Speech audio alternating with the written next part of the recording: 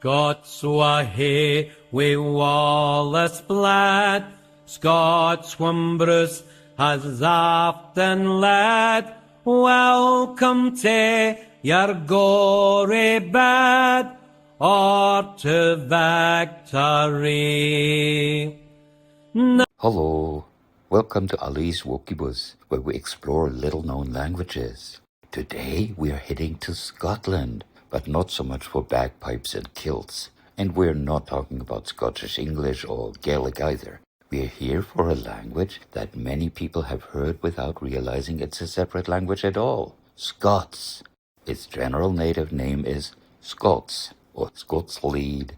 Lead meaning language. So what is Scots? Scots is a West Germanic language closely related to English. Both grew out of Old English, but Scots branched off from the northern variety, Northumbrian Old English. While English developed its standard form in the south, Scots went its own way in the north.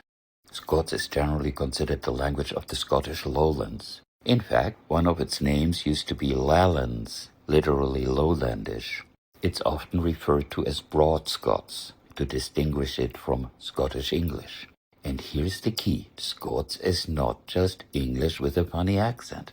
It's got its own vocabulary, grammar, and a long history as a literary and everyday language. A little history. In the Middle Ages and well into the Renaissance, Scots was the language of the Scottish court, literature, and government. And later, poets like Robert Burns gave Scots a voice the whole world came to know. But after Scotland joined politically with England, English slowly took over as the prestige language. Scots slipped down in status, often unfairly dismissed as bad English. Yet it strongly colored Scottish English. But make no mistake, Scots is a language in its own right. Today, hundreds of thousands, maybe over 1 million people speak Scots, in varieties like Doric in the northeast, Glaswegian Scots in Glasgow, and Ulster Scots across the sea in Northern Ireland. Many consider Shetlandic a type of Scots too, but many Shetlanders disagree, in part because of their unique Scandinavian heritage. Mainland Scots borrowed a lot of words from Gaelic, for instance, ben for mountain, loch for lake, glen for valley, clachan for village, and tocher dowry. So, what is Scots actually like? Let's compare. German, ich schlafe und das Kind schläft.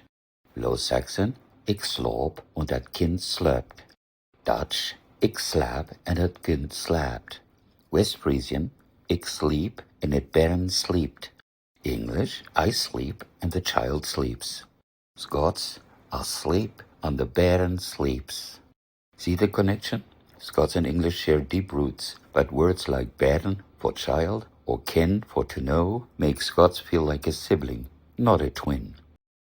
And guess what? Scots and Low Saxon, Low German, have some sounds in common.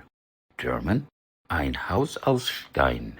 Low Saxon, ein Hus ut Stein. Scots, een huis uit steen. English, one house out of stone. Listen to a wee bit of Scots. Rún Aberdeen, fe Murray, rún by Buchan and Dún to Angus. I word you might hear a Doric speaker saying would be bosey. It's a noun and a verb. A bosey is a cuddle, and when you gie in, you bosey a buddy. You might hear a Doric speaker saying, Come on and gies a bosey. Or yet, he was bosying up at ma, he was that pleased to see ma. Another word you might hear a Doric speaker saying is the noun quine. A quine is a girl or a lassie. A quiney is a wee or a young lassie. You might hear a Doric speaker saying, She's a fair hecht getting for a' that she's just a quiney.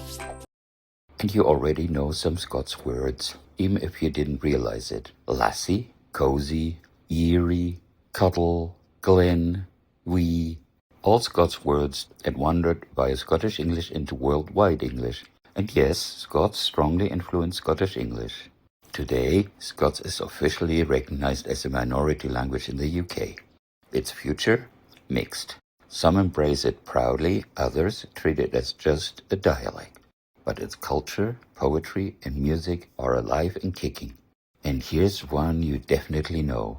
Auld Lang Syne. You've probably sung it on New Year's Eve and wondered what it meant. Well, it's Scots, and it means something like for old time's sake.